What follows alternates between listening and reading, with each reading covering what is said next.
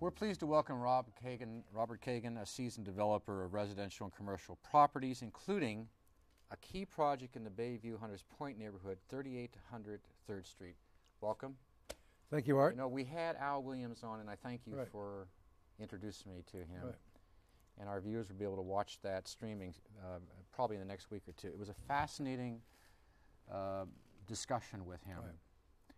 And one of the things I had indicated to him, I don't know, is there a developer that exists now that comes into a community and says, this is what we're going to build, and if you like it, that's fine. I think almost any successful developer listens first, and he proved that. Right. Because the communities are very savvy now. The community leaders are very savvy. And if you go in there and really want to hear their views, they're going to know when you're really just faking it. Is that what happened to you? Well, what happened, Art, was, first of all, the address is 5800 3rd. Carolina Station. It's called Carroll Station. Carroll Station, okay. And it's called Carroll Station because it's at the Carroll Station train stop, trolley stop. Does it exist now, that stop? It's under construction. It's under It should be finished part of the probably in about rail. 6 months, yeah, 3rd Street Rail. When we went out there, we've always tried to do affordable housing. We've never been a firm that builds luxury housing. It's affordable, it's kind of working class housing. In San Francisco, the Bayview was the place to go for that. We went there and we had an idea of what we wanted to do, but we had to go to the community. And in the Bayview, the Project Action Committee, the PAC, kind of runs the local projects. We went to the PAC with some very, very broad ideas and got some input from them. And some of the things that they asked us to do, we couldn't do. And some of the things they asked us to do, we incorporated into the current plan. Can you talk about some of the things they wanted you to do that you couldn't do? The Bayview needs a supermarket desperately, and they wanted us to take half the site. The site is 5 3/4 acres. They wanted us to take half or more of the site and put a supermarket in. And we listened to them, and we operated in good faith, and we talked to different supermarkets. But the Bayview wasn't quite ready for it yet. There wasn't enough population within the trade area for that right at the moment. So we were not able to get a supermarket. I remember there was a Safeway out there, very close to, I believe, Geneva Avenue. It's amazing that they don't, though, have some kind of, at least some level of a supermarket for the Visitation Valley, Hunters Point, and the Bayview.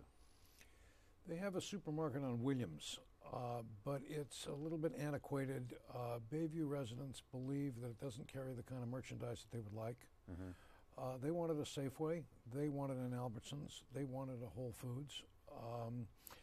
And we tried, but that was just something we couldn't do. But did it help begin to build trust between, in that they knew that you made an honest effort and you showed them the results of the studies that they could understand? Absolutely. We were very straight up with them. And it was clear. Yeah.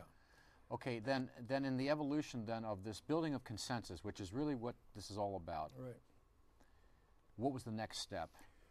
Well, we came in with some designs, and one of the things that the community did not want was they wanted a design that did not show the parking. So we had to put the parking subterranean. Expensive. And we went under 5 feet, and that was community driven. And that's expensive. And that was expensive. They also wanted us to do an Afrocentric design. So we did some research, and we incorporated some Afrocentric things into the design. And those were things that came out of the community that they wanted. Those were some of the things we could do. The community is in desperate need of retail. And so they asked us to put 13,000 square feet of retail on the 3rd Street side. It was something we did not particularly want to do because we're not sure how it's going to lease, but we did it. And it's set up for a restaurant, it's set up for convenience retail next to a transit-oriented development. You were working with the PAC at the time. Yeah. And that is that stands for? Project Area Committee. Were you also dealing with some of the other leaders of the Bayview and the Hunters Point whether they're political or religious leaders? We did. We met Reverend Walker. We met Reverend Walker from the religious community. We met Mel Washington in the Black Chamber of Commerce, and several others. It wasn't just the PAC. I might say that the PAC asked us to do certain things, other things that we did. They wanted a very, very comprehensive community benefits package, which is something that this was the first. We're the first privately financed project out there that received approval, and they asked for certain things. This is why I wanted you on the program. Right. You are literally the very first. I mean, here's the light rail. Right. We know things happen when you do Right. that, right? Something's going to happen along Right. the light rail. But your project is the first major project The first along one on the light rail and in the Bayview. And it's the first privately financed project. I mean, there's others out there that have public finance, but this is all private. The community benefits package was we agreed to sponsor a student internship program. So we have a development team, we have an architect, we have law firms, we have, Al Williams, we have engineering firms. We got each firm to agree to take one student intern at our cost, and it would be a student coming from the Bayview that was interested in either architecture, engineering, or what have you, and that was one thing we agreed to do. We agreed to give $150,000 to the senior center. The Bayview has a very large portion of seniors live there, and they've lived there for 30 or 40 years. We agreed to give $150,000 to the senior center. Did you agree to hire also in construction? Residences has been also main We concern. agreed to use best efforts. We did not agree to a quota system, but we agreed to best efforts. They encouraged us to have a quota for neighbors, but we explained to them that we just couldn't do that. But we would exercise best efforts, and we'd make sure our subcontractors and contractors did the same. Did you have any opposition when it worked its way through the planning department? Had you built enough consensus so that you didn't have active opposition to the project? We won 7-0, no opposition, and we had 25 to 30 people from the Bayview came to the Planning Commission and stood up and supported the project. And that's why, the second reason why I wanted you on the program. Now, see, we focused, and the city is focusing on the Bayview, Hunters Point. There was a referendum on the redevelopment agency. The question being, can, quote, market forces, that is developers working with the property owners, and a planning department that has guidelines, I mean, it's not just a free-for-all. The question becomes, can they do it, can the market do it on its own, or does it need an agency to take 1,500 acres and basically master plan and regulate and recycle the dollars, the tax dollars, into that project area? And I know that, you know, I'm not saying that you have to be an expert on this, but you are one of the few people that's done it. Right. Well, Art, it's a complex question, but let me answer it this way. There is a group of people in the Bayview that would not like any more residential development, or they don't want the Bayview totally developed residentially. The concern is that small businesses are being knocked out of the Bayview and replaced by residential housing. And the area is therefore losing its industrial base. That is an argument against residential housing. It probably takes a public agency to manage that part of the process in terms of the zoning and the land use controls. But once that's done, I believe it's clearly private.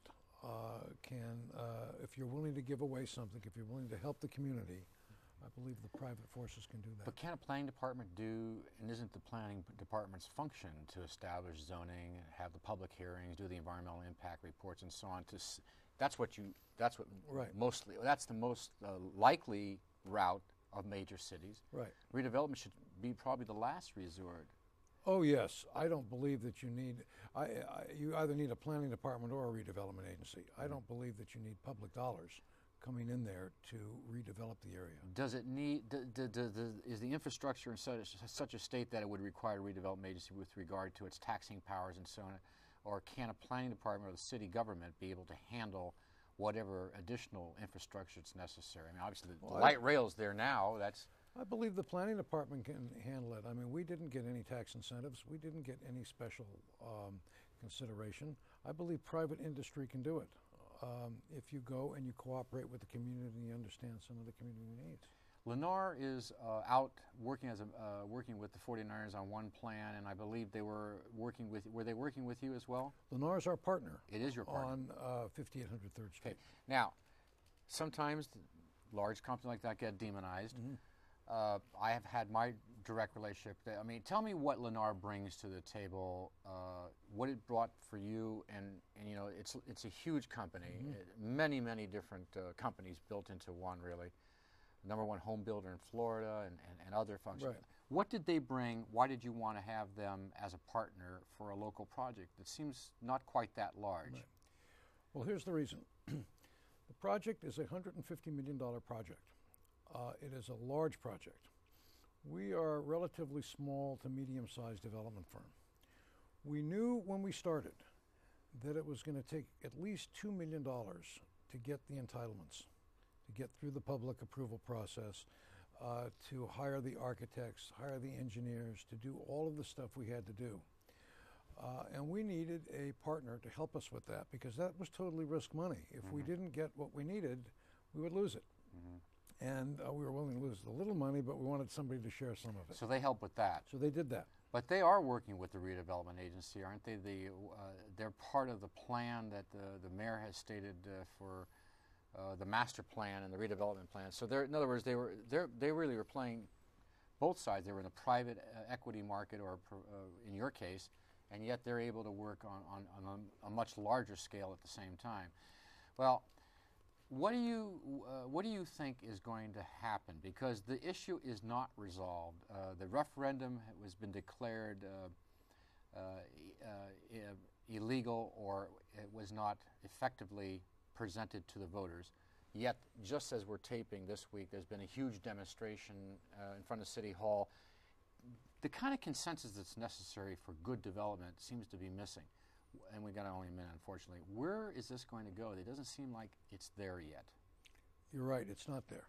There's not a consensus. There is not a consensus. There is a lot of hostility in the Bayview. And you can't build And you can't build consensus on that. All right. Well, that's what I thought. Right. Bob K., thanks for being with us. Thank you, Art. Appreciate it. And stay with us. We'll be right back.